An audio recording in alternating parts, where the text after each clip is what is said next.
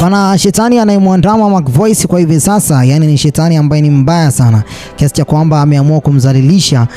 mbele za umma. Wengine wanasema kwamba hizi chakatu chaka zimekuwa zikiwapunguzia thamani wasanii wetu, lakini pia wengine wanasema kwamba chakatu chaka ni moja kati ya njia nzuri sana kwa msanii endapo kama atakuwa hana riziki yoyote kwa muda huo, basi anaweza akajipatia riziki hiyo. Ila naweza nikasema kwamba kwa Mac Voice, kulingana na kwamba taarifa zilizopo sasa kwa hivi sasa kwamba Mac Voice na Next Level Music muda wao umeshakwisha, ila Best Naso ni kama vile ni msanii ambaye alikuwa anajitegemea tangu hapo awali, na wengi zaidi basi wamekuwa wakipendezwa namna yeye binafsi anapokuwa anaenda katika show hizo, na hizi show mara nyingi zimekuwa zikiwapa riziki ya kila siku na wamezidi kutimiza mambo yao kila siku, na wamekuwa wakifanya